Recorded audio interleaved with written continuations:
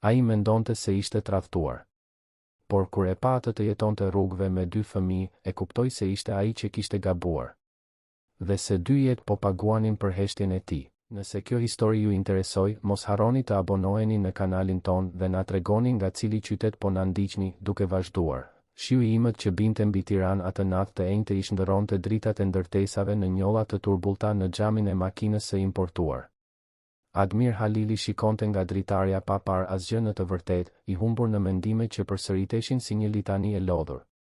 Në moshën 38 vjeçare, ai ishte tipi i burrit që i bënte kokat të ktheheshin kur hynte në një sallon, jo vetëm për pamjen e tij tërheqëse që e kishte trashëguar nga gjyshërit libanez, por edhe për ajrin e komandës që mbante mbi supe. Kostumi italian, ora zvicerane, makina e blinduar, të gjitha bërtisnin sukses. Por për brenda, Admiri ndjente një zbrazëti që asnjë nga zerot në llogarinë e tij bankare nuk arrinte ta mbushte. Besnik Gashi, shoferi që e shoqëronte prej më shumë se një dekade, ngiste makinën në heshtje respektuese. E njihte mirë atë shikim të largët të shefit të tij, mënyrën se si ai pshertinte lehtë kur mendonte se askush nuk po i kushtonte vëmendje. Rutina ishte gjithmonë e njëjtë, të dilte nga zyra pas orës 10 të natës, të kalonte nëpër të njëjtën rrugë, të arrinte në apartamentin luksos në blok dhe të përsëriste gjithçka ditën tjetër. Një jetë luksi që dukej më shumë si një burg i ardhë. Divorci ishte firmosur 3 vjet më parë, por Admiri ende nuk arrinte ta kuptonte plotësisht se çfarë kishte ndodhur. Marina kishte qenë dashuria e jetës së tij, e vetmja grua që e bënte të ndjente se ekzistonte diçka përtej mbledhjeve të pafundme dhe raporteve financiare. Ata ishin njohur në një ekspozit arti në bulevardin Dëshmorët e Kombit, ai i gjithi patë meta me kravat, ajo me një fustan të thjeshtë dhe sytë që i shkëlqenin nga pasioni ndërsa fliste për pikturat. Ishte dashuri me shikim të parë, nga ato që njerëzit mendojnë se ekzistojnë vetëm në filma. U martuan kundër vullnetit të Skënder Halilit, babait të Admirit, një patriark që kishte ndërtuar një perandori investimesh nga hiçi. Skënderi kur nuk e pranoi Marinën, thoshte se ajo nuk kishte qëndrimin e duhur për familjen, se vinte nga një prejardhje tepër e thjeshtë, se do të donte vetëm paratë. Admiri u grind keq me të atin, u betua se dashuria e tij ishte e vërtetë, se Marina ishte ndryshe. Për 4 vjet, ata ishin të lumtur, ose të paktën Admiri mendonte se ishin. Deri kur Marina u zhduk. Nuk ishte një zhdukje e zakonshme. Kishte akuza, dokumente të çuditshme me emrin e saj të përfshirë në transaksionet e kompanisë, dyshime për përvetësim fondesh. Ishte Skënderi ai që i solli provat të birit, duke i thënë me atë zërin e tij të ngadaltë dhe serioz se Marina kishte përfituar nga besimi i tij, se kishte përdorur prokurën që ai naivisht ja kishte dhënë për të bërë lëvizje të paligjshme. Admiri nuk deshi të besonte në fillim, por letrat ishin të gjitha aty, me firmën e saj, me shuma absurde të transferuara në llogari fantazm. Marina mohoi gjithçka përmes telefonit, "Çau, ju lut që ta besonte", por provat ishin tepër të forta. Avokatët e familjes Halili përgatitën divorcin shpejt, i ofruan një dëmshpërblim bujar që ajo të mos e padiste kompaninë për shpifje. Marina i refuzoi paratë, tha vetëm se donte të zhdukej, se nuk duronte dot më të gjykohej, se ai kur nuk do ta kuptonte të vërtetën gjithsesi. Dhe pastaj ajo u zhduk me të vërtetë, ndryshoi numrin e telefonit, adresën, fshiu të gjitha rrjetet sociale. Admiri u zhyt në punë si dikush që mbytet. Mori më shumë përgjegjësi në kompani, zgjeroi bizneset, bëri që pasuria e familjes të rritej edhe më shumë. U bë një pikë referimi në tregun financiar, jepte leksione, shfaqej në revistat e biznesit. Por çdo arritje profesionale duke i zbrazët, çdo çmim që merrte i rëndonte si një gur në gjoks. Natën, i vetëm në apartamentin e madh, ai shikonte hapësirën ku dikur kishte pasur jetë dhe ndjente një vetmi që i shkaktonte dhimbje fizike. Atë të enjte me shi, Admiri kishte dalë nga një tjetër mbledhje raskapitse. Kompania po mbyllte një partneritet të rëndësishëm ndërkombëtar, diçka që duhej ta entuziazmonte, por ai ndjente vetëm lodhje. Besnik Gashi e mori në bodrumin e ndërtesës tregtare në qendrën e biznesit dhe vazhdoi përgjatë rrugës së Kavajës në drejtim të bllokut. Trafiku ishte më i lehtë se zakonisht për shkak të shiut. Ishte në lartësinë e një kryqëzimi pranë qendrës kur Besnik Gashi u desh të shmangte një kamion të ndaluar dhe përfundoi duke hyrë në një rrugë anësore që Admiri nuk e njihte mirë. Ishte një zonë më e vjetër e Tiranës, me ndërtesa më të vogla, tregti popullore, njerëz që qarkullonin edhe pse binte shi. Admiri do t'i kërkonte shoferit të kthehej në rrugën kryesore kur diçka e bëri të ngrinte sy. Në anën tjetër të rrugës, në një mushama të shtrirë midis dy kangjellave të një dyqani të mbyllur, ishte një grua që përpiqej të mbronte dy fëmijë të vegjël nga shiu. Ata ishin ulur mbi karton, të mbledhur kruspull, të përqafuar për t'u ngrohur. Gruaja i kishte flokët e lagur ngjitur në fytyrë, rrobat të bëra qull, por gjesti i saj për të mbuluar vajzat me trupin e vet kishte diçka aq delikate, aq plot dashuri, sa Admiri ndjeu një shtrëngim në gjoks. Do ta kthente shikimin, siç bën gjithkush kur ndeshet me skena të tilla në qytet, por diçka e pengoi. Ndoshta ishte mënyra se si ajo grua i mbante fëmijët, kujdesi në mes të mjerimit, butësia që mbijetonte pavarësisht gjithçkaje. Ose ndoshta ishte diçka më e thellë, një ndjesje e çuditshme, njohje që ai nuk arrinte ta emërtonte. I kërkoi besnik Gashit të ndalonte makinën. Shoferi u bind, i habitur. Admiri kur nuk ndalonte për asgjë në rrugë, gjithmonë nxitonte, gjithmonë mendonte për diçka tjetër. Por aty ai mbeti, duke shikuar me ngulm përmes xhamit të avulluar, duke u përpjekur të kuptonte pse ajo s'ken e prekte kaq shumë. Gruaja dukej se po fliste me zë të ulët me fëmijët, ndoshta duke u treguar ndonjë histori, duke u përpjekur t'i shpërqendronte nga i ftohti dhe uria. Dy vajzat, binjake identike me sy të mëdhenj e të errët, dëgjonin me vëmendje, të kapura pas nënës së tyre, sikur ajo të ishte e vetmja gjë e qëndrueshme në gjithë botën. Duhet të ishin rreth 5 vjeç, ndoshta më pak, tepër të dobëta, me rroba që ishin shumë të mëdha për to ishte kur gruaja ngriti fytyrën për të hequr flokët e lagur nga syt që bota e Admirit ndaloi së rrotulluari. Ishte Marina. Ish gruaja. Gruaja që ai e kishte dashur më shumë se jetën e tij. E njëjta që u zhduk pa dhënë shpjegime, që u akuzua se kishte vjedhur kompaninë e familjes, që e la me një vrim në gjoks që kur nuk u mbyll siç duhet.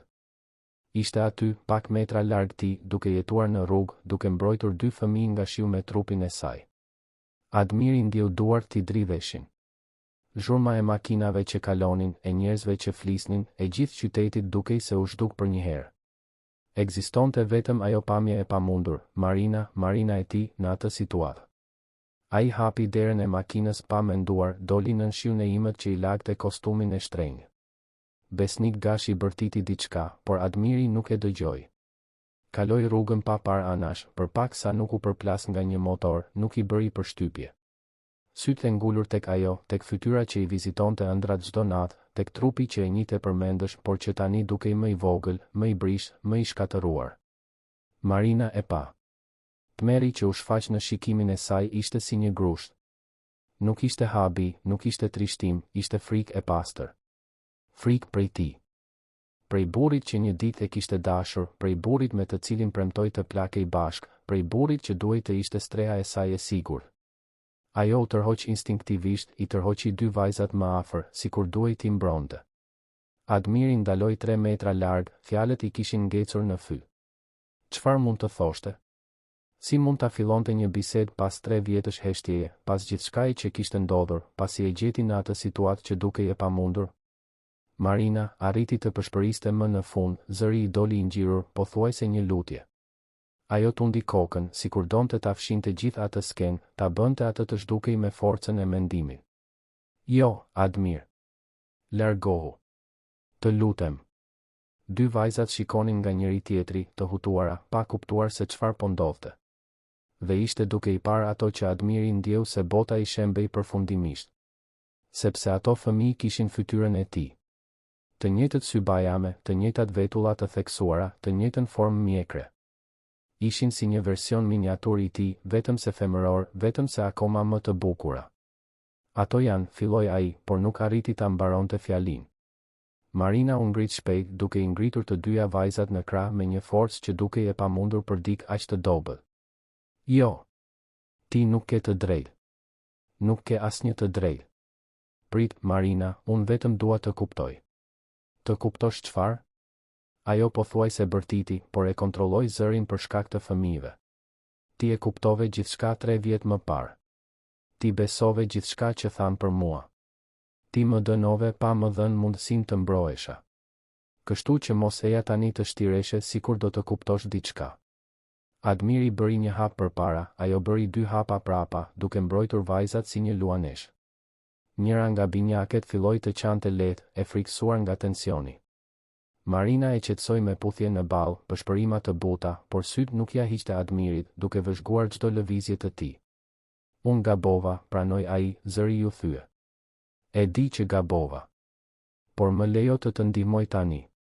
Ju nuk mund të qëndroni kështu. Ne mbjetojmë pa ty, Admir. Ne gjithmonë kemi mbjetuar. Ato janë vajzat e mia, heshtja që u krijua ishte e rëndë si plumë. Marina mbylli syt për një sekond, mori frym thellë, dhe kur i hapi syt përsëri, kishte një ashpërsi aty që Admiri nuk e kishte parë kur më parë. Ishin vajzat e tua, tha ajo ngadalë, çdo fjalë dilte me mundim.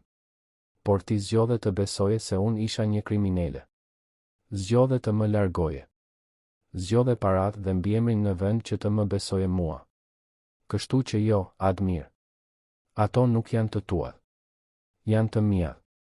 Vetëm të mia.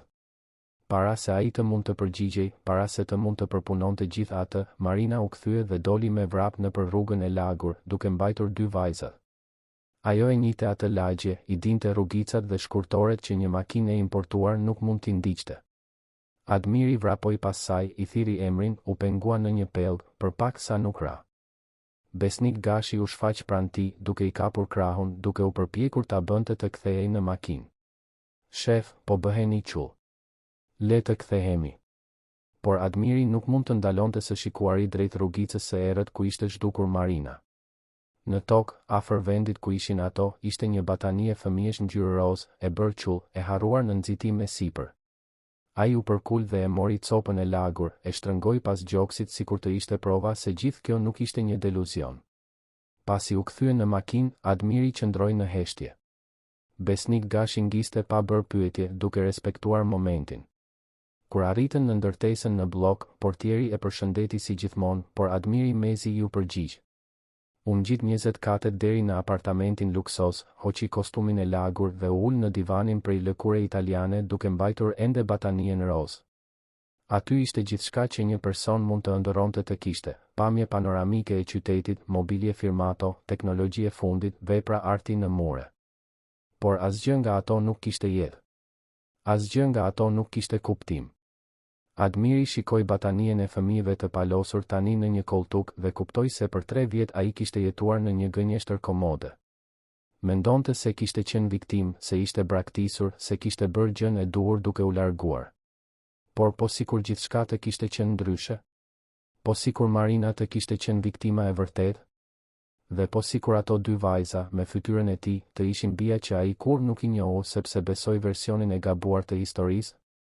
Admiri e kaloi natën pa gjumë, i ulur në atë divan të shtrenjtë, duke shikuar një batanie të bërë qull që vlente më pak se 1000 lekë, por që papritur dukej se ishte gjëja më e rëndësishme që kishte mbajtur ndonjëherë në jetë. Sa herë që mbyllte syt, shihte fytyrën e Marinës të ndotur nga shiu, shihte tmerrin në shikimin e saj, shihte dy vajzat të mbledhura kruspull nga i ftohti. Dhe për herë të parë në 3 vjet, Admir Halili, biznesmeni i fuqishëm që komandonte miliona, njeriu që të gjithë e respektonin dhe disa i friksoheshin, qau si një fëmijë i humbur. E premtja zbardhi e përhimët në Tiranë, me atë qiell të ngarkuar që premtonte më shumë shi. Admiri nuk kishte arritur të mbyllte sy. E kaloi gjithë agimin duke ecur sa andej këtej në apartament, batania roz ende mbi koltuk, si një fantazm që refuzonte të zhdukej. Sa herë që shikonte atë copë pëllure të lirë, ndjente një përzierje faji dhe dëshpërimi që nuk dinte si ta përpunonte. Në orën 6 të mëngjesit, hoqi dorë nga përpjekja për të pushuar. Bëri një dush të gjatë, veshi një tjetër kostum pa të meta, por njeriu që pasqyra reflektonte dukej si një version i shkatëruar i vetvetes. Rrath të zinj poshtë syve, mjekër e paruar, sy të kuq nga dikush që kishte qarë më shumë se ç'duhej. Mendoi të telefononte në zyrë dhe të anulonte angazhimet e ditës, por kjo do të ishte të pranonte dobësi, dhe Admir Halili nuk pranonte dobësi. Të paktën jo në publik. Besnik Gashi e priste në garazhin e ndërtesës, i përpikt si gjithmonë. Kur Admiri hyri në makinë, shoferi vuri re menjëherë gjendjen e shefit, por pati mençurinë të mos bënte pyetje. E njihte Admirin mjaftueshëm për të ditur se kur ishte koha për të folur dhe kur ishte koha për të ngarë thjesht në heshtje. Dita në zyrë ishte tortur. Admiri shtirej se i kushtonte vëmendje mbledhjeve, firmosi letra që mezi i lexoi, miratoi projekte pa kuptuar vërtet se për çfarë bëhej fjalë. Sekretarja e pyeti 2 herë nëse ndihej mirë dhe ai u përgjigj me një buzëqeshje të sforcuar që nuk mashtroi askën. Në mes të pasdites, gjatë një videokonference me investitor ndërkombëtar, ai e kapi veten duke shikuar nga dritarja drejt qytetit poshtë, duke menduar për Marinën dhe 2 vajzat diku në atë det betoni.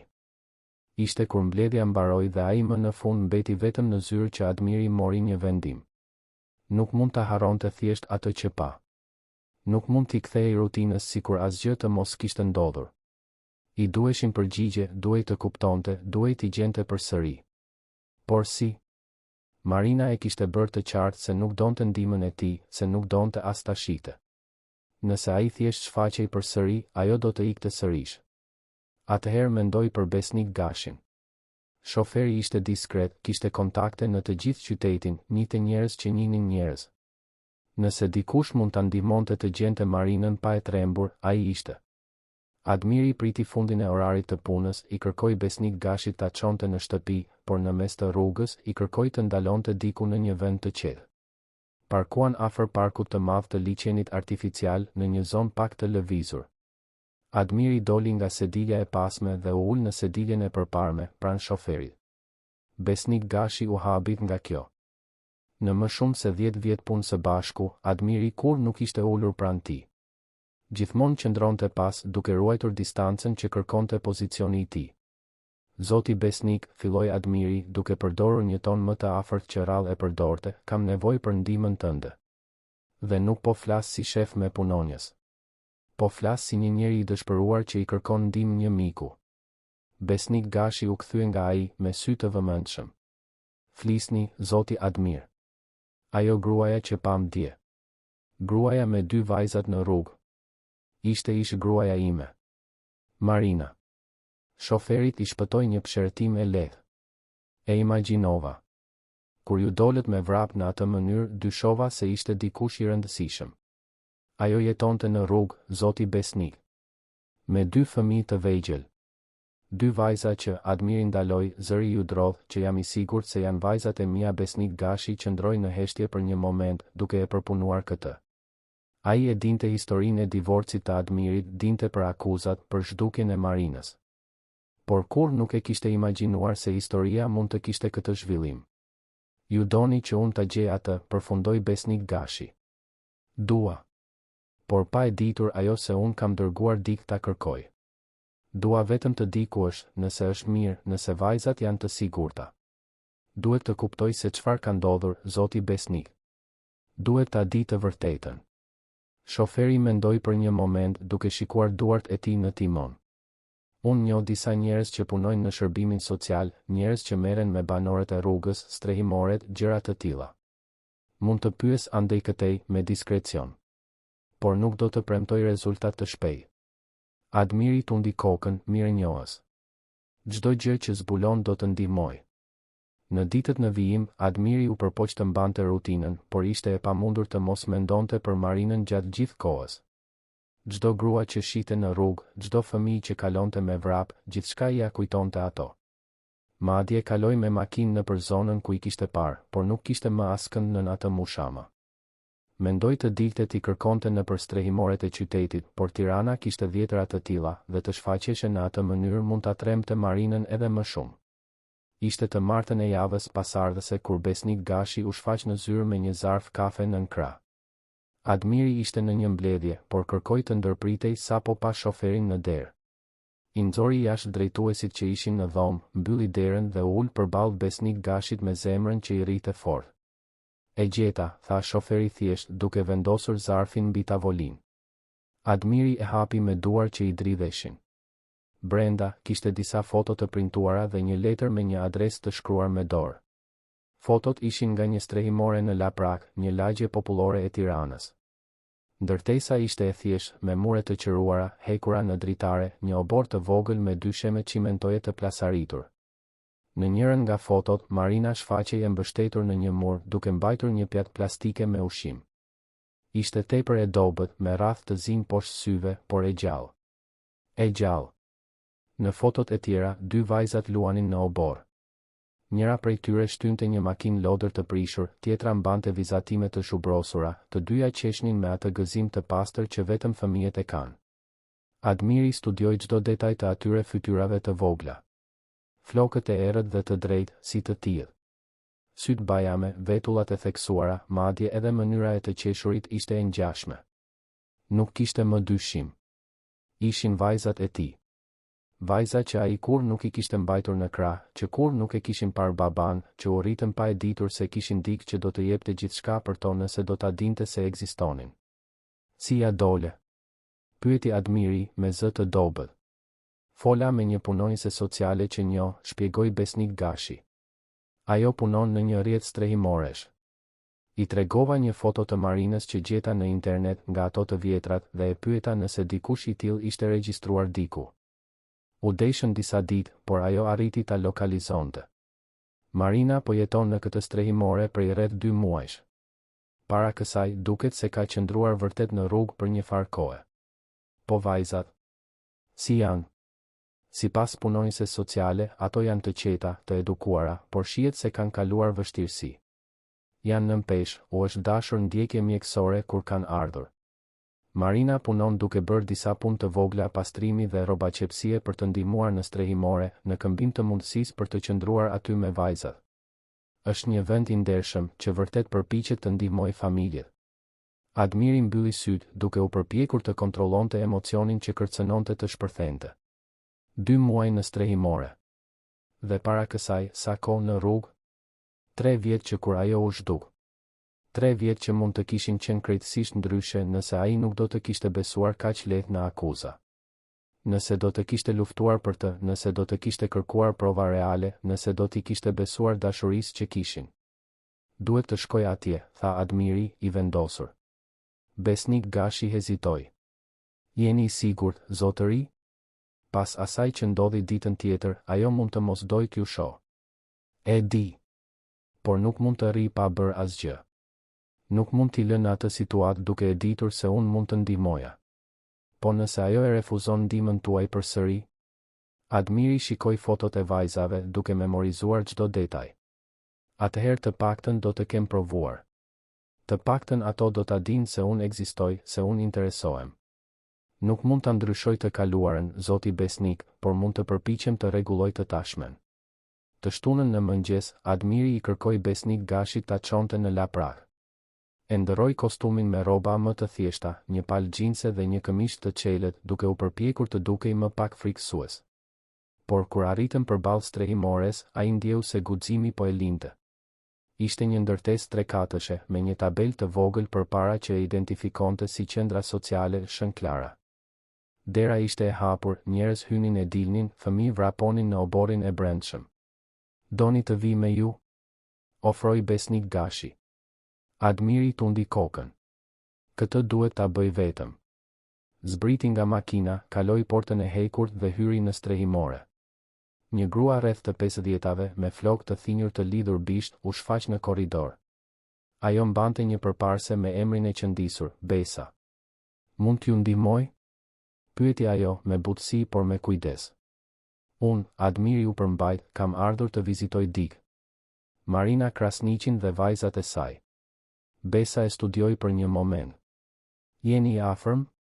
Jam, ai hezitoi, jam baba i vajzave. Punonjësja sociale ngushtoi sytë. Marina kur nuk e ka përmendur baban e fëmijëve. Ajo tha se ishte vetëm. E di që është e komplikuar. Por unë sapo e zbulova për vajzat një javë më parë. Ju lutem, kam nevojë vetëm të flas me të disa minuta. Besa e mendoi këtë, pastaj pshertiu.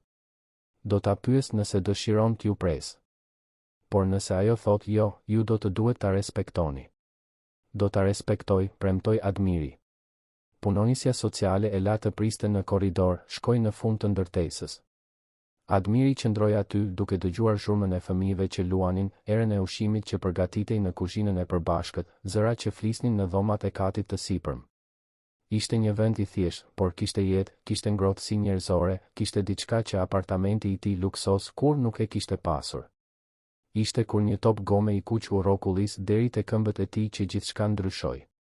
Admiri shikoi topin, pastaj drejt vendit nga erdhi. Njëra nga binjaket po vinte me vrap, me flokë të errët të lëshuar, një bluzë tepër të madhe dhe shapka me gisht. Ajo ndaloi para tij e turpshme, duke pritur që ai t'ia kthente topin. Admiri u përkul ngadalë, mori topin dhe ia zgjati asaj. Vajza bëri një buzëqeshje të vogël, e mori topin me kujdes. Faleminderit, Xhaxhi, tha ajo me atë zërin e hollë të fëmijës. Nga afër, ndikimi ishte edhe më i madh. Ishte si të shikoje një version miniatur të vetvetes. Të njëjtët sy, e njëjta formë fytyre, madje edhe gropza në faqen e majt kur buzëqeshte. Admiri ndjeu gjoksin t'i shtrëngoi aq fort sa Mezi arriti të fliste. Si e ke emrin? Arriti të pyeste. Laila, u përgjigj vajza. Dhe motra ime quhet Jasmin. Janë emra të bukur. Mami i ka zgjedhur. Ajo tha se janë emra të veçantë. Para se Admiri të mund të përgjigjej, binjakja tjetër u shfaq me vrap. Jasmin ishte identike me motrën, por i kishte flokët të lidhur në një bisht të shtrembër. Laila, eja. Teto Besa tha se do të ketë puding për drekë. Të dyja dolën me vrap, topi kërcen në dyshemen e Çimentos, të qeshurat jehonin në për obor. Admiri mbeti aty, i përkulur ende, me syt plot lodh. Kishte folur me vajzat e tij. Kishte dëgjuar zërat e tyre, kishte parë buzëqeshjet, kishte prekur të njëjtin top që ato mbajtën. Ishte kaq pak dhe në të njëjtën kohë ishte gjithçka. Ishte kur u ngrit që pa Marinën të ndalur në derën e kuzhinës, pak metra larg. Ajo kishte parë gjithçka, skenën e tij me Lailën, mënyrën se si ai shikonte vajzat. Fytyra e saj ishte një përzierje zemërimi, frike dhe diçkaje që Admiri nuk arrinte ta identifikonte. Ndoshta dhimbje. Ndoshta kujtime.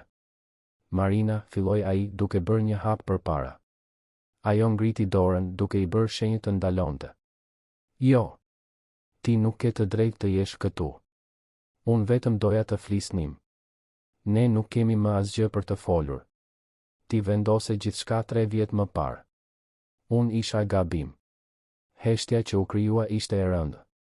Marina kryqëzoi krahët, e gjithë trupi i tensionuar, gati për të ikur përsëri nëse do të ishte e nevojshme. Fakti që ti ishe gabim nuk ndryshon asgjë, Admir. Nuk ndryshon atë që ti bëre.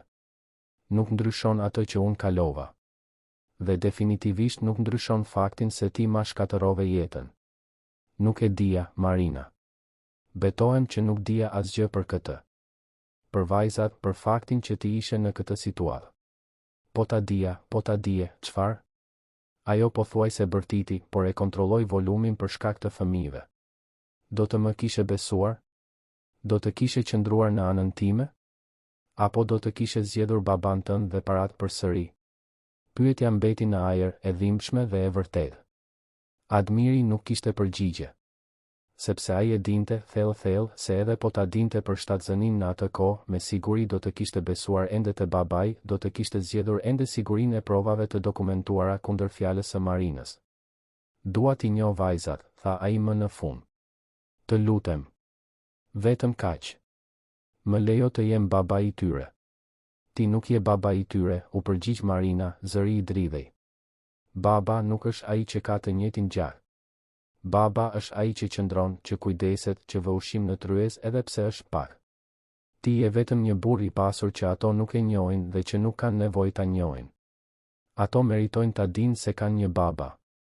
Ato meritojnë të mos lëndohen përsëri. Dhe unë nuk do të lejoj të afrohesh pranë tyre vetëm që ti të ndihesh më mirë me ndërgjegjen tënde. Marina i ktheu shpinën, filloi të largohej. Admiri ndjeu dëshpërimin të rritej. Marina, prit. Të lutem. Unë mund të ndihmoj. Mund të paguaj shkollën, mjekun, rrobat, ushqimin. Ajo ndaloi, u kthye ngadalë. Shikimi që i dha Admirit ishte therrës si xhami. Ti mendon se kjo është? Mendon se gjithçka zgjidhet me para? Ti nuk kupton asgjë. Ajo që na duhet nuk janë parat e tua të pista. Është paqja. Është dinjiteti. Është një ditë të shikojmë veten në pasqyrë pa ndjer turp. Por ju nuk keni nevojë të qëndroni këtu. Unë mund t'ju gjej një apartament, mundem, jo, Marina ishte e prerë. Ne do të qëndrojmë këtu. Këtu ka njerëz që interesohen vërtet, që ndihmojnë pa kërkuar asgjë në këmbim, që nuk do të më gjykojnë apo të më hedhin në rrugë kur të lodhen duke u shtirur se janë të mirë. Kështu që merri parat e tua, fajin tënd dhe largohu, Admir. Na lër të qetë. Ajo hyri në kuzhinë dhe mbylli derën, duke e lënë Admirin vetëm në korridor. Ai mbeti aty i humbur derisa Besa u shfaq përsëri dhe me delikatesë i tha se ishte më mirë të largohej për sot. Admiri doli nga strehimorja duke ndjerë se kishte humbur diçka të çmuar për herë të dytë. Javët që pasuan ishin më të vështirat në jetën e Admirit. Ai nuk arrinte t'i hiqte Marinën dhe vajzat nga mendja. Gjatë ditës shtirej se ishte i pranishëm në mbledhje, por për brenda ishte i zhytur në pyetje pa përgjigje. Natën, apartamenti luksos dukej si një burg ku fantazmat e së kaluarës e vizitonin pa kërkuar leje. Batania Rose vazhdonte të ishte aty në koltuk si një kujtesë e vazhdueshme e asaj që kishte humbur. Admiri u kthye në strehimore edhe 3 herë të tjera. Gjithmonë duke sjell diçka, duke u përpjekur të ndihmonte në ndonjë mënyrë.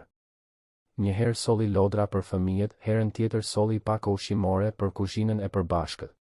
Besa, punonjësja sociale, i pranonte donacionet me edukat, por e bënte të qartë se Marina nuk donte ta shite. Ai arrinte vetëm t'i vëzhgonte nga larg Lailën dhe Jasminën duke luajtur në obor, duke ruajtur në kujtesë çdo të qeshur, çdo gjest, çdo moment që kur nuk mund ta rikuperonte. Ishte në një nga këto vizita që diçka brenda t'i ndryshoi. Ai po dilte nga strehimorja, i frustruar dhe i zbrazët, kur pa Marinën në dritaren e katit të dytë. Ajo e shikonte me një shprehje që nuk ishte më vetëm zemërim. Kishte lodhje aty, kishte trishtim, por kishte edhe diçka që Admiri nuk priste ta shite, dyshim. Sikur ajo po fillonte të pyeste veten nëse kishte bërë mirë që e kishte mbajtur larg vajzave. Por ajo nuk zbriti për të folur me të. Thjesht mbylli perden dhe Admiri u kthye në makinë me zemër të rënduar.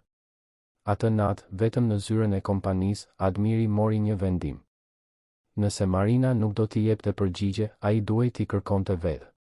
Duhej të kuptonte se çfarë kishte ndodhur vërtet 3 vjet më parë, pse ajo ishte zhdukur, pse jetonte në rrugë me 2 vajza që ai as nuk e dinte se ekzistonin. Diçka nuk kishte kuptim në gjithë atë histori dhe ai ishte lodhur së jetuari me dyshime. Filloi me arkivat e kompanisë. Halili Invest kishte një sistem dokumentimi digjital të gjitha kontratave, transaksioneve dhe lëvizjeve financiare të 10 viteve të fundit.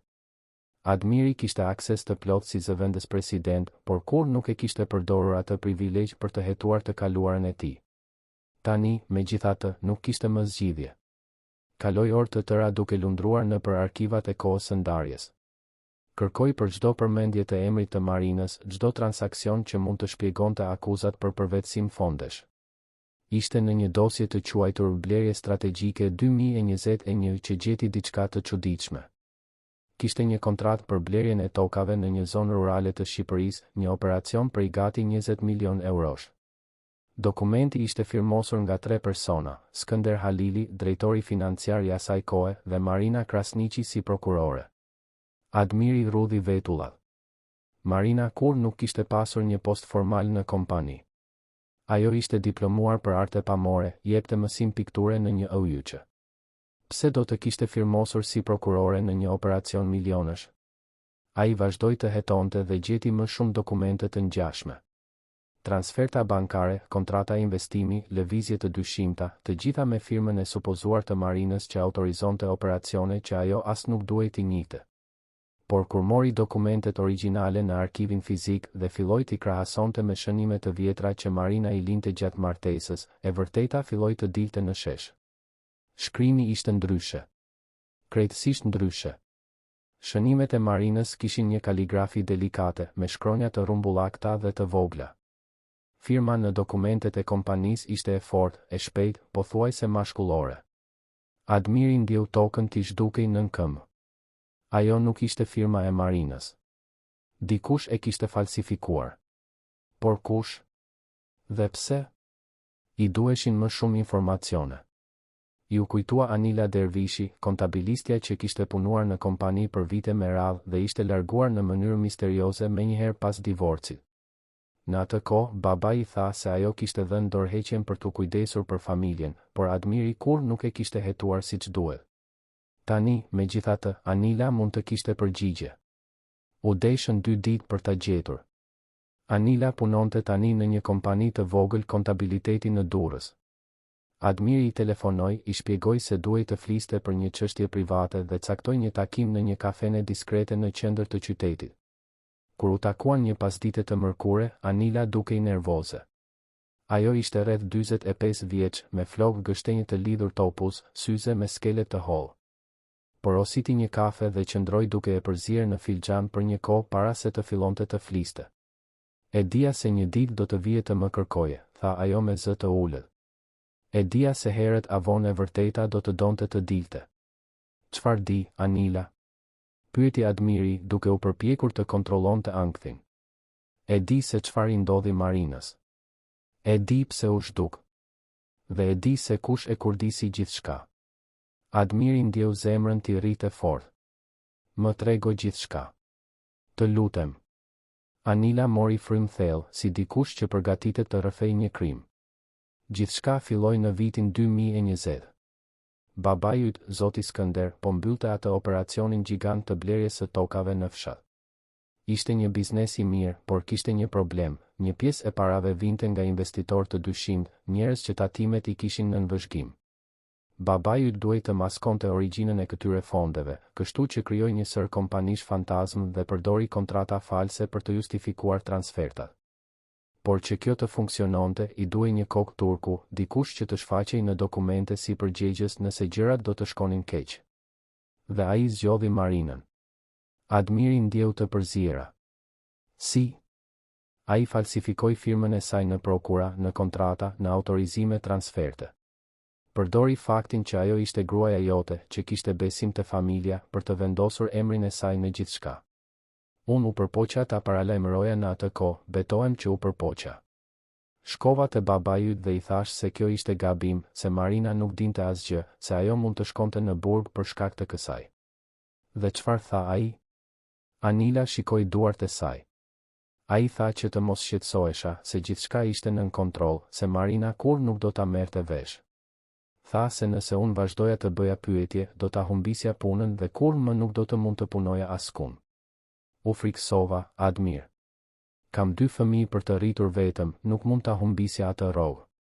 Kështu që heshta. Por Marina e mori vesh. E mori vesh. Dikush nga tatimet filloi të hetonte operacionin dhe e kontaktoi atë drejt për drejt, sepse emri I saj ishte në të gjitha dokumentet. E shkreta as nuk e dinte se për çfarë po flisnin. Kur kuptoi se ishte përdorur, se emri I saj ishte I lidhur me një mashtrim milionësh, ajo u panikua. Pse nuk më tregoi? Po thuaj se bërtiti Admiri. Pse nuk erdhi tek unë dhe të më shpjegonte gjithçka? Ajo u përpoq, Admir. Por babai yt arriti I pari. Çfarë? Anila hezitoi, pastaj vazhdoi. Babai yt shkoi te Marina para se ajo të arrinte të fliste me ty. I tha se nëse ajo tregonte diçka, ai do ta bënte të dukej sikur ajo ishte fajtorja e vërtet, se kishte vjedhur kompaninë, se kishte përfituar nga ty, e kërcënoi se do ta padiste për mashtrim, tha se do ta bënte të kalonte vite në burg. Dhe më e keqja, tha se ti kur nuk do ta besoje, se ti gjithmonë do të zgjidhje anën e familjes. Admirit ju kujtua biseda e fundit që pati me Marinën para se ajo të zhdukej. Ajo ishte përpjekur t'i shpjegonte, kishte qarë, I ishte lutur që t'i besonte. Dhe ai nuk e besoi. Zgjodhi të besonte provat që I tregoi babai, dokumentet me firmën që tani e dinte se ishte false. Po vajzat? Pyeti ai, zëri ju thye. Ajo ishte shtatzën kur u zhduk? Anila tundi kokën. Mendoj se po. Duhet ta ketë zbuluar menjëherë pasi shpërtheu gjithçka. Dhe atëherë imagjino situatën, shtatzën, pa para, me një akuzë mashtrimi mbi supe, pa pasur ku të shkonte. Ajo duhet të ketë menduar se gjëja më e mirë ishte të zhdukej, për të mbrojtur ty dhe për të mbrojtur fëmijët që po vinin. Të më mbronte nga kush? Nga babai im? Nga gjithçka, Admir. Nga turpi, nga skandali, nga mundësia që ti ta refuzoje atë dhe foshnja. Ajo të donte shumë për të detyruar të zgjidhje mes saj dhe familjes tënde. Kështu që zgjodhi për ty, zgjodhi të zhdukej. Admiri u mbështet në karrige, duke ndjer botën të rrotullohej. Gjithçka kishte kuptim tani. Akuzat, zhdukja e papritur, refuzimi I Marinës për të pranuar para në divorc. Ajo nuk po ikte sepse ishte fajtore. Po ikte për ta mbrojtur atë. Dhe ai, si një idiot, besoi versionin më të lehtë, versionin që babai ja shiti kaq mirë. Ku ishe ti kur ndodhi gjithë kjo? Pse nuk më tregove më parë? Më transferuan në një sektor tjetër menjëherë pasi Marina u zhduk, më vendosën në një filial tjetër ku nuk kisha akses në dokumentet e vjetra. Pas disa muajsh, shpikën një justifikim çfarëdo dhe më pushuan nga puna. Babai yt ma bleu heshtjen me një dëmshpërblim të mirë dhe një letër rekomandimi. Më duheshin ato para, Admir. Nuk krenohem, por këtë bëra. Admiri nuk e fajsoi. E dinte se si ishte babai i tij, si i manipulonte njerëzit, si përdorte pushtetin dhe parat për të arritur atë që donte. Por zemërimi që ndjente tani nuk ishte ndaj Anilës. Ishte ndaj njeriut që e rriti, njeriut që e respektonte dhe e admironte, njeriut që shkatërroi jetën e gruas që ai donte për të mbrojtur një kontratë të mallkuar. Ke prova për gjithë këtë? Pyeti ai. Kam kopje të disa dokumenteve të ruajtura. Ishte sigurimi im i jetës, në rast se babai yt vendoste të më vinte pas. Kur nuk i përdora sepse kisha frikë, por nëse ti do, unë ti dorëzoj të gjitha. I dua. Më duen ato prova. Anila tundi kokën, mori çantën dhe nxori një USB nga brenda. Gjithçka është këtu. Ekstrakte, emaile, kopje të kontratave me firmat e falsifikuara, gjithçka. Përdori me kujdes, Admir. Babai yt është një njeri i fuqishëm dhe njerëzit e fuqishëm nuk e pëlqejnë kur e vërteta del në shesh. Admiri e mori USB-n sikur të ishte Flori. Faleminderit, Anila. Me të vërtetë. Kur doli nga kafeneja, ishte tashmë pasdite vonë. Qielli i Tiranës ishte ngjyrosur me portokalli, trafiku i rënduar në bulevarde, i gjithë qyteti përgatitej për natën. Por Admiri nuk shite asgjë nga këto. Shite vetëm tradhtinë e babait të tij, dhimbjen e Marinës, dy vajzat që u rritën pa baba sepse dikush vendosi se fitimi vlente më shumë se dashuria. Atë mbrëmje, Admiri u kthye në strehimore. Besa po mbyllte derën kryesore, por kur e pa, bëri një grimas. Përsëri, Admir? Marina tashmë ka thënë se nuk do të shoh. E di. Por duhet. Zbulova gjëra, Besa. Gjëra të rëndësishme për të kaluarën. Për atë që ndodhi vërtet. Punonjësia sociale e shikoi, i studioi fytyrën. Kishte diçka ndryshe aty, një urgjencë, një dhimbje që nuk ishte aty më parë. Ajo këshertiu, hapi derën. 5 minuta. Vetëm kaq. Admiri hyri dhe shkoi në dhomën e rrobaqepsisë në katin e dytë, ku e dinte se Marina kalonte netët duke rregulluar rroba të dhuruara. Ajo ishte aty, e përkulur mbi një makinë të vjetër, një grumbull bluzash fëmijësh pranë.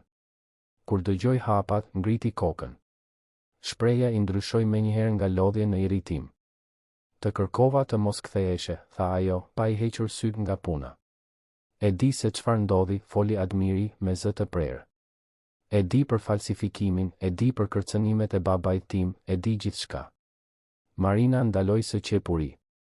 Duart i mbetën të palvizshme mbi makinë. Nuk tha asgjë, por Admiri pa se ajo po dëgjonte. Ai vazhdoi. Babai im falsifikoi firmën tënde. Ai të përdori për të mbuluar një mashtrim. Dhe kur ti e zbulove, ai të kërcënoi, të bëri të besoje se do të shkoje në burg, se unë do të zgjidhja anën e tij.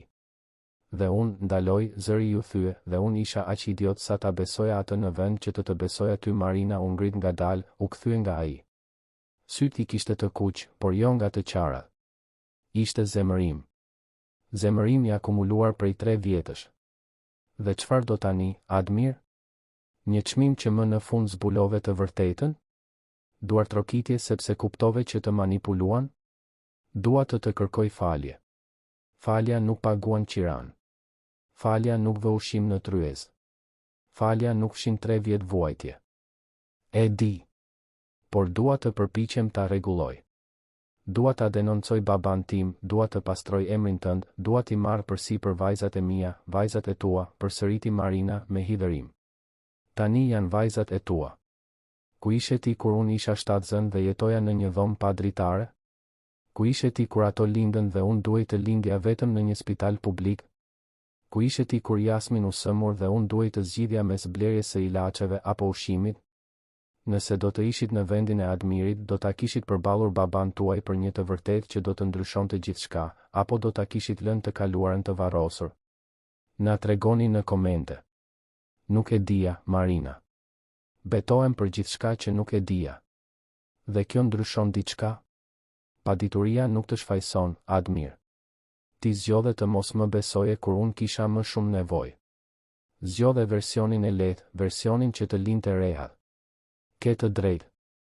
Unë zgjodha gabim. Por tani po zgjedh ndryshe. Po zgjedh të vërtetën, edhe pse ajo do të shkatërrojë gjithçka që kam ndërtuar. Marina e shikoi për një moment të gjatë, duke u përpjekur të gjente gënjeshtër në ato fjalë, duke u përpjekur të mbronte zemrën që ishte thyer tashmë kaq shumë herë. Më në fund, ajo pshërtiu dhe u ul përsëri në karrige. Në rregull. Më trego gjithçka që zbulove. Admiri tërhoqi një karrige tjetër dhe u ul përballë saj. Kaloi orën tjetër duke i shpjeguar gjithçka, duke i treguar dokumentet në USB-n që i kishte dhënë Anila, duke i shpjeguar se si babai kishte orkestruar gjithçka. Marina dëgjonte në heshtje, lotët më në fund i ran kur Admiri arriti në pjesën ku Skënderi e kishte kërcënuar se do ta bënte të dukej fajtore. Kur ai mbaroi, heshtja në dhomë ishte e rëndë. Marina fshiu fytyrën me shpinën e dorës, mori frym thellë disa herë. Gjithmonë e kam ditur se babai yt nuk më pëlqente, por kur nuk e imagjinova se ai do të ishte në gjendje të bënte këtë.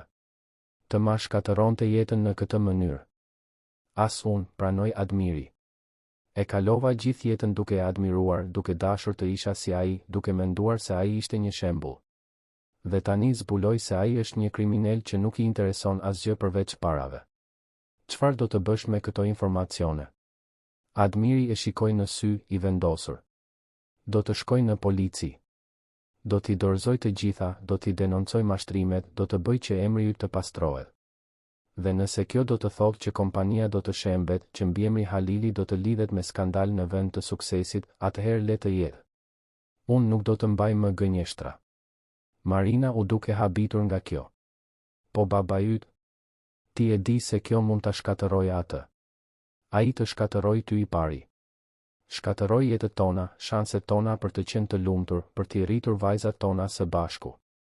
Ai nuk e meriton mbrojtjen time. Në atë moment, njëra nga binjaket u shfaq në derën e dhomës së rrobaqepsisë. Ishte Jasmin, me një arush pelushi të vjetruar nën krah. Mami, nuk më zë gjumi. Marina hapi krahët dhe vajza vrapoi në prehrin e saj.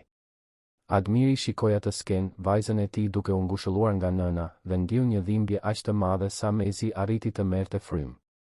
Kjo duhej të kishte qenë edhe e tija. Ato net duke përkundur fëmijë me makthe, ato përqafime, ajo dashuri. Kishte humbur gjithçka duke besuar njerëzit e gabuar. Jasmin, tha Marina butësisht, ky xhaxhi këtu është Admiri. Ai është, ajo hezitoi, shikoi Admirin duke I kërkuar leje në heshtje. Ai është babai yt, plotësoi Admiri, zëri I dridhej. I yti dhe I Lailës. Vajza e shikoi Admirin me ata sy të mëdhenj dhe kureshtar. Babai im? Siç kanë fëmijët e tjerë. Si fëmijët e tjerë, konfirmoi Marina, lotët I rridhnin lirshëm tani. Jasmin e studioi Admirin për një moment, pastaj I zgjati arushin e pelushit. Do ta mbash Tobin? Ai ndihmon kur jemi të trishtuar. Dhe ti dukesh I trishtuar. Admiri e mori arushin me duar që I dridheshin, pëlura e vjetruar dhe e arnuar, syri prej kopës I liruar. Ishte gjëja më e vlefshme që dikush I kishte dhënë ndonjëherë në jetë. Faleminderit, përshpëriti ai. Do të kujdesem mirë për të. Jasmin buzëqeshi, ajo buzëqeshje që ishte identike me të tijen, dhe u kthye në prehrin e Marinës. Pas disa minutash, ajo fjeti aty, e mbledhur në krahët e nënës. Admiri dhe Marina qëndruan në heshtje, vetëm duke shikuar fëmijën që I lidhte në mënyrë kaq të thellë dhe të dhimbshme. Mund t'i njohësh, tha Marina më në fund, me zë të ulët për të mos zgjuar Jasminën. Mund të bëhesh pjesë e jetës së tyre. Por ngadalë, Admir. Ato kanë kaluar shumë. Nuk mund të vuajnë përsëri. E kuptoj. Do të shkoj me ritmin e tyre. Do të provoj se e meritoj të jem këtu. Marina tundi kokën, tepër e lodhur për të diskutuar më shumë. Admiri qëndroi aty edhe disa minuta, pastaj u ngrit ngadalë, ia ktheu arushin Tobi Jasminës së fjetur dhe doli nga dhoma. Përballja me Skënder Halilin ndodhi një mëngjes të diele në vilën ku Admiri ishte rritur në kodrën e diellit. Shtëpia 3-katëshe ishte imponuese, e rrethuar nga kopshte perfekte, me një garazh që strehonte 5 makina të importuara. Admiri shkoi atje vetëm, duke refuzuar shoqërinë e Besnik Gashit. Kjo ishte diçka që duhej ta bënte vetë. E gjeti të atin në bibliotekë, si gjithmonë, i ulur pas tryezës së madhe prej druri masiv që vlente më shumë se një apartament i tërë. Skënderi ishte 65 vjeç, me flokë të thinjur të prerë mirë, kostum pa të meta edhe pse ishte e diel. Kur pa të birin të hynte, buzëqeshi. Admir, çfarë surprize e mirë. Mendova se ishe shumë i zënë me kompaninë për të vizituar plakun. Admiri nuk ja ktheu buzëqeshjen. Mbylli derën pas vetes, hodhi usbën mbi tavolinë. Gjithçka është aty. Të gjitha provat e asaj që i bëre Marinës. Buzëqeshja e Skënderit u zhduk. Ai shikoi usbën, pastaj të birin. Nuk e di se për çfarë po flet. Mos u shtir, baba. E di gjithçka. E di që falsifikove firmën e saj, e di për kompanitë fantazm, e di që e përdore atë si kokë turku për mashtrimet e tua. Dhe e di që e kërcënove, ja shkatërrove jetën për të mbrojtur bizneset e tua të pista. Skënderi u mbështet në karrige, fytyra një mask indiference. Dhe kush ta tregoi këtë histori fantaziste? Ish kontabilistja Anila. Dhe dokumentet nuk gënjejnë, baba. Kam gjithçka. Kontratat origjinale, emailet, transfertat. Firma jote duke falsifikuar atë të Marinës. Patriarku qëndroi në heshtje për një moment duke studiuar të birin. Pastaj, çuditërisht, ngriti supet. Në rregull. Le të themi se ke të drejtë. Çfarë do të bësh? Do të më denoncosh? Do të shkatërosh emrin e familjes që unë kalova 50 vjet duke e ndërtuar? Nëse është e nevojshme, po. Skënderi lëshoi një të qeshur të thatë, pa humor. Ti gjithmonë ke qenë i dobët, Admir. Që i vogël. Shumë sentimental, shumë i lidhur me njerëzit. Unë u përpoqa të mësoja se në botën e biznesit nuk ka vend për ndjenja, por ti kur nuk mësove. Unë mësova se të jesh njeri nuk është dobësi. Po, është, u përgjigj babai, ashpër. Në botën reale, kush ka ndjenja humbet. Unë bëra atë që duhej bërë për të mbrojtur perandorin ton, për të garantuar se ti do të kishe një të ardhme solide. Ajo grua ishte një shpërqendrim, një rrezik. Ajo do të bënte të humbisje fokusin, do të shndërronte në dikë të zakonshëm, mediokër. Ajo më bënte të lumtur. Lumturia nuk paguan faturat, nuk ndërton perandori. Lumturia është një luks që njerëzit e varfër e kërkojnë sepse nuk kanë asgjë tjetër. Ne kemi diçka më të madhe, Admir. Kemi pushtet, ndikim, trashëgimi. Dhe sa kushton kjo trashëgimi, baba? Kushton të shkatërosh jetë të pafajshme? Kushton të falsifikosh dokumente, të kërcënosh njerëz, të ndash familje? Kushton sa të jetë e nevojshme. Admiri ndjeu zemërimin të rritej, i nxehtë dhe urgjent. Pra e pranon. Pranon se e përdore Marinën, se më gënjeve, se e bëre atë të zhdukej. Bëra atë që çdo baba do të bënte për të mbrojtur të birin nga një gabim. Gabim? Ajo ishte gruaja që doja. Po vajzat? Mbesat e tua? E dije se ajo ishte shtatzën kur u zhduk? Skënderi u duk vërtet i habitur për një moment. Nuk e dija. Por nuk do të ndryshonte asgjë. 2 fëmijë më shumë nuk justifikojnë shkatërimin e një perandorie. Admiri bëri një hap përpara, duar të mbledhura grusht. Ti je përbindësh. Si kam mundur të kaloj gjithë jetën duke të admiruar pa parë se kush je në të vërtetë. Ti më admiroje sepse unë të dhash gjithçka. Këtë shtëpi, edukimin, mundësitë. Unë e shndërrova mbiemrin Halili në sinonim të suksesit. Dhe ti do ta hedhësh gjithë këtë poshtë për shkak të një gruaje dhe 2 fëmijëve bastard? Mos i quaj vajzat e mia kështu. Britma e Admirit jehoi nëpër bibliotekë. Për herë të parë në jetë, ai kishte ngritur zërin ndaj babait. Skënderi u duk po aq i habitur sa ai. Ato nuk janë bastarde, vazhdoi Admiri, zëri i dridhej por i prerë. Janë vajzat e mia, kanë gjakun tim, mbiemrin tim, dashurinë time. Dhe unë nuk do të lejoj të shkatërosh asgjë më shumë në jetën e tyre. Atëherë çfarë do të bësh? E sfidoi Skënderi në këmbë tani gjithashtu. Do të shkoj në polici. Do të dorëzoj të gjitha provat. Do të pastroj emrin e Marinës dhe do të marr përsipër pasojat e asaj që ti bëre. Do të shkatërosh kompaninë. Do të më shkatërosh mua. Dhe do të shkatërosh veten në proces. Preferoj të jetoj pa asgjë por me ndërgjegje të pastër sesa të jetoj në një pallat të ndërtuar me gjak dhe gënjeshtra. Skënderi e shikoi të birin për një moment të gjatë. Kishte diçka të re në atë shikim, diçka që Admiri nuk arrinte ta identifikonte plotësisht.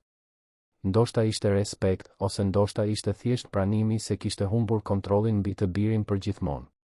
Do të pendohesh, tha Skënderi më në fund. Unë tashmë pendohem për shumë gjëra, baba.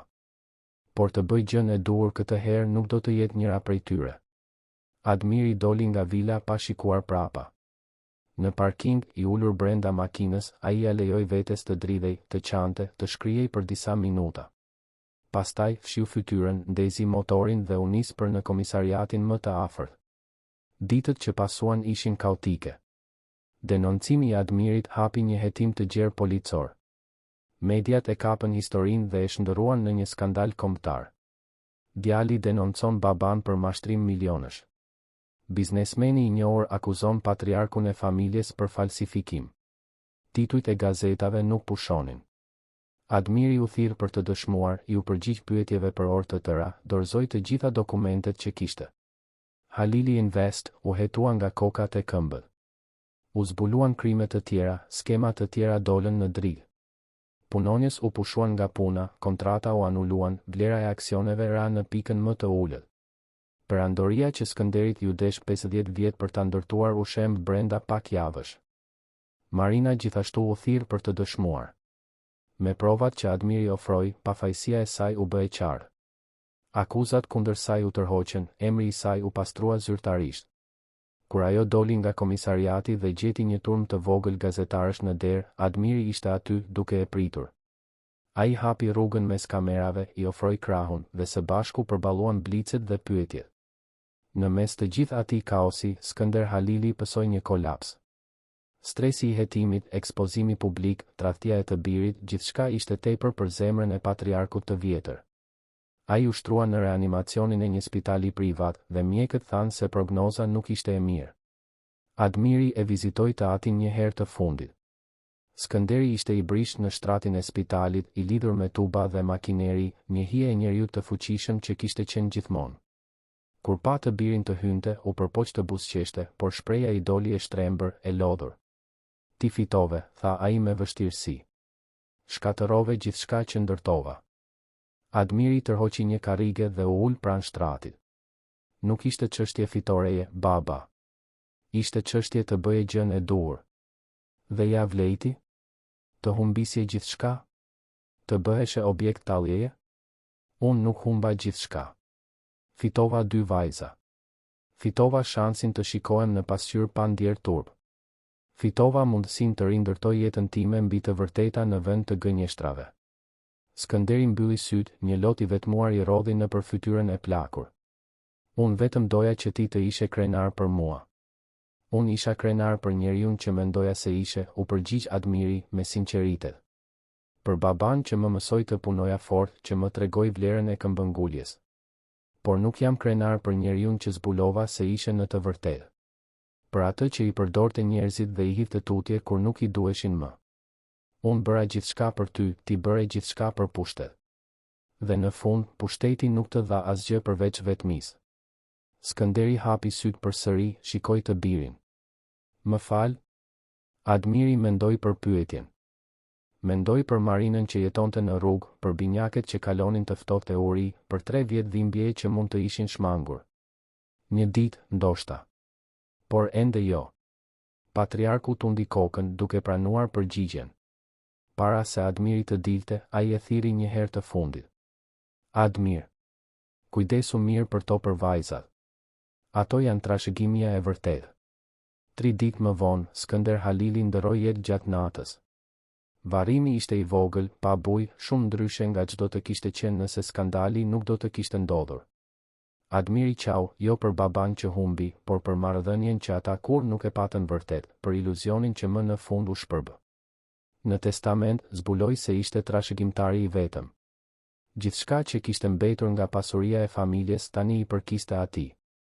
Admiri mund ta kishte përdorur atë për të rindërtuar kompaninë, për të rivendosur emrin Halili në treg, për të provuar se ishte ndryshe nga babai. Por nuk ishte kjo që donte. Në vend të kësaj, hoqi dorë nga gjithçka. Përdori parat për të paguar gjobat dhe dëmshpërblimet që kompania detyrohej, kompensoi punonisit që ishin dëmtuar nga skemat e babait, shleu borxhet që Skënderi kishte lënë. Atë që mbeti e dhuroi për institucione bamirësie që punonin me gra dhe fëmijë në situata të vështira. Pastaj shkoi në gjendjen civile dhe ndryshoi zyrtarisht mbiemrin. Nuk ishte më Admir Halili, por Admir Krasniqi, duke adoptuar mbiemrin e Marinës. Nuk donte më të mbante peshën e atij emri, të asaj historie, të asaj perandorie të ndërtuar me gjah.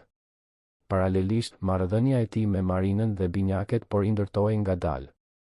Ai filloi të shfaqej në strehimore çdo ditë, jo si biznesmeni i pasur që përpiqej të shpëtonte situatën, por si një njeri i thjeshtë që përpiqej të mësonte të ishte baba. Rregullonte rubineta të prishura, lyente mure, ndihmonte në kuzhinën e përbashkët, luante me fëmijët në obor. Laila dhe Jasmin u afruan pak nga pak. Në fillim e thërrisnin vetëm Admir duke ruajtur një distancë respektuese. Por me kalimin e kohës, filluan t'i tërhiqnin këmishën, t'i kërkonin të luante kapuçash, t'i tregonin për ditën e tyre. Admiri e ruante çdo moment si një thesar, çdo të qeshur, çdo përqafim të ndrojtur, çdo arritje të vogël. Një natë, pasi vajzat fjetën, ai mbeti duke biseduar me Marinën në dhomën e rrobaqepsisë. Ata folën për të kaluarën, për gabimet, për dhimbjet. Nuk ishte një bisedë e lehtë, kishte momente heshtjeje të rëndë, momente të qari, momente zemërimi që rishfaqej. Por ishte e sinqertë. Nuk e di nëse mund të falë plotësisht, pranoi Marina. Jo tani. Ndoshta kurrë. Ajo që ti besove për mua, koha që të mori për të besuar, e gjithë kjo ka lënë gjurmë. E kuptoj, u përgjigj Admiri. Dhe nuk pres falje. Pres vetëm shansin për të qenë i pranishëm nga tani e tutje. Për të qenë babai që duhej të kisha qenë që në fillim. Marina e shikoi atë njeri që kishte qenë gjithçka për të dhe pastaj u bë një mungesë e dhimbshme dhe tani ishte aty duke u përpjekur të rindërtonte diçka nga zeroja. Dhe ti mendon se ja del? Pas një jete të tërë i rrethuar nga luksi, ja del të jetosh thjesht në luftën e përditshme? Unë nuk e dua më luksin.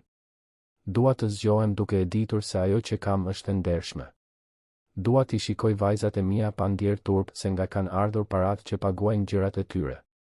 Ato e meritojnë këtë, ra dakord Marina. Meritojnë një baba të pranishëm, jo një mbiemër të rëndë. Ishte atëherë që Admirit i lindi ideja. Disa javë më vonë, i paraqiti Marinës dhe Besës një projekt. Duke përdorur burimet e fundit që kishte, disa kontakte që i kishte ruajtur nga më parë dhe shumë vendosmëri, ai donte të krijonte një fondacion. Jo një institucion të madh dhe burokratik, por diçka reale, të orientuar drejt grave dhe fëmijëve në situata të vështira. Qendra sociale Shën Klara do të ishte bërthama e parë e këtij rrjeti. Marina, e cila gjithmonë kishte pasur talent për artin, pranoi të koordinonte punishte pikture dhe artizanati për fëmijët dhe nënat. Besa mori përsipër pjesën administrative. Vullnetar të tjerë filluan të bashkoheshin, njerëz që besonin në propozim, që donin të bënin një ndryshim pa pritur vëmendje apo njohje. Ngjarja e parë zyrtare e fondacionit u mbajt një mëngjes me diell të shtunë. Obori i strehimores ishte zbukuruar me flamuj të vegjël me ngjyra të bëra nga vetë fëmijët, lule të thjeshta në vazolla marine, postera të pikturuar me dorë që shpallnin aktivitetet që do të ofroheshin. Kishte njerëz nga komuniteti, familje që strehimoria i kishte ndihmuar tashmë, media lokale kurioze për atë biznesmen që kishte hequr dorë nga gjithçka. Marina mbajti një fjalim emocionues. Foli për gratë që ishin gjykuar pa pasur mundësi mbrojtjeje, për nënat që zgjedhin të rinë pa ngrënë që fëmijët e tyre të hanë, për rifillimet që duken të pamundura por ndodhin kur ka mbështetje të vërtetë. Zëri i dridhej në disa momente, por ajo nuk u ndal. Kur mbaroi, duartrokitjet ishin të gjata dhe të sinqerta. Admiri ishte në fund të oborit duke u përpjekur të mos tërhiqte vëmendje. por kur media kërkoi të fotografonte ekipin e fondacionit, Besa e thiri të ngjitej në skenën e vogël të improvizuar. Ai hezitoi, por Marina i bëri shenjë të vinte. U ngjit ngadalë, u pozicionua pranë saj dhe Besës, duke u përpjekur të buzëqeshte për kamerat. Ishte atëherë që ndodhi. Laila dhe Jasmin, që po luanin afër portës, e pan Admirin në skenë. Të dyja ndaluan, shikuan njëra tjetrën dhe pastaj dolën me vrap përmes oborrit. Babi. Babi. Bërtitën ato, zëri i qartë dhe i lartë, pa turp, pa dyshim. Kaluan hapësirën plot njerëz dhe u hodhën në krahët e Admirit. Heshtja që u krijua ishte absolute. Të gjithë ndaluan për të parë atë skenë, ato dy vajza duke përqafuar një burr që pak muaj më parë ishte vetëm xhaxhi i makinës dhe që tani ishte thjesht babi. Admiri u ul në gjunjë, i përqafoi të dyja në të njëjtën kohë, fundosi fytyrën në flokët e tyre dhe qau. Qau nga lehtësimi, nga gëzimi, nga dhimbja për kohën e humbur, nga mirënjohja që kishte atë shans. Vajzat e shtrënguan më fort, pa e kuptuar plotësisht se çfarë do të thoshte ai moment, por duke ndjerë se ishte i rëndësishëm. Marina ishte pranë, lotët i rridhnin lirshëm tani. Besa fshinte sytë e saj. Njerëzit në obor filluan të duartrokisnin, jo sepse ishte bukur apo dramatike, por sepse ishte njerëzore. Ishte reale. Ishte lloji i fitores së vogël, por të thellë që vlen më shumë se çdo titull gazete. Kur duartrokitjet pushuan dhe festa vazhdoi, Admiri mbeti i ulur në dyshemen e oborrit me Lailën dhe Jasminën. Ato i tregonin vizatimet që kishin bërë në punishten e artit, i tregonin për mësuesen e re që po u mësonte muzikë, i kërkonin të premtonte se do të ishte aty edhe ditën tjetër. Premtoj, tha ai, dhe e dinte se ishte një premtim që do ta mbante. Unë gjithmonë do të jem këtu. Në muajt që pasuan, jeta gjeti një ritëm të ri. Admiri zgjoi herët, merrte autobusin për në Laprak, kalonte ditën në strehimore duke ndihmuar kudo që ishte e nevojshme. Në orët e lira, studionte për të rifilluar një karrierë, këtë herë në diçka që kishte kuptim, ndoshta punë sociale ose drejtësi e fokusuar në mbrojtjen e të pambrojturve. Fondacioni po rritej ngadalë por në mënyrë të qëndrueshme. Më shumë familje u strehuan, më shumë gra gjetën mbështetje për të rindërtuar jetën e tyre, më shumë fëmijë fituan akses në arsim dhe kujdes bazë. Nuk ishte një histori suksesi meteorik, ishte një histori këmbënguljeje të heshtur, duarsh të shtrira dhe zemrash të hapura. Marrëdhënia me Marinën vazhdonte të ishte komplekse. Disa ditë ishin të mira, arrinin të bisedonin natyrshëm, të qeshnin me ndonjë marrëzi që bënin vajzat, të ndanin vakte të thjeshta në kuzhinën e strehimores. Ditë të tjera ishin të vështira, plagët e vjetra dhembnin, fjalët dilnin të ashpra, e kaluara këmbëngulte të shfaqej. Por të dy ishin të përkushtuar ta bënin të funksiononte, jo domosdoshmërisht si çift, por si partner në rritjen e vajzave. Një pasdite të diele, 6 muaj pas atij takimi me shi në rrugë, Admiri i mori Lailën dhe Jasminën për shëtitje në parkun e madh të liçenit. Marina erdhi bashk, më shumë për të mbikëqyrur se sa për të marrë pjesë, por përfundoi duke u përfshirë në lojra. Ata morën me qira bicikleta me rrota ndihmëse për vajzat, blen kokoshka nga një karrocë ambulante, u ulën në bar për të parë perëndimin e diellit. Babi, pyeti Laila pa pritur, a do të jetojmë bashkë një ditë? Si një familje e vërtet? Admiri shikoi Marinën, e cila e shmangu shikimin. Ne tashmë jemi një familje e vërtet, u përgjigj ai. Familje nuk është vetëm kush jeton në të njëjtën shtëpi. Është kush interesohet, kush është i pranishëm, kush zgjedh të qëndrojë edhe kur është e vështirë. Por do të ishte bukur, këmbënguli Jasmin. Julia e shkollës jeton me mamin dhe babin. A nuk mundemi edhe ne? Marina mori frym thellë, shikoi vajzat, pastaj Admirin. Një ditë, ndoshta. Por mami dhe babi kanë nevojë për kohë. Duhet të mësojnë të jenë miq përsëri para se të mendojnë për gjëra të tjera. Jeni zënë? Deshi të dinte Laila. Jemi zënë shumë kohë më parë, shpjegoi Admiri. Dhe tani po përpiqemi ta rregullojmë. Por rregullimi kërkon kohë, kërkon durim. Vajzat e pranuan këtë me thjeshtësinë që vetëm fëmijët e kanë. Në rregull. Por kur ta rregulloni, do të jetojmë bashkë. Kur ta rregullojmë, përsëriti Marina, duke i lejuar vetes një buzëqeshje të vogël. Dielli po perëndonte, duke ngjyrosur qiellin me portokalli dhe roz, qyteti i Tiranës shtrihej sa të shite syri. Laila dhe Jasmin vrapuan përpara, duke ndjekur pullumbat, duke qeshur me zë të larë. Marina dhe Admiri ecnin krah për krah, duke ruajtur një distancë të sigurt, por jo aq të largët sa më parë. Faleminderit, tha Marina pa pritur. Admiri e shikoi, i habitur. Pse?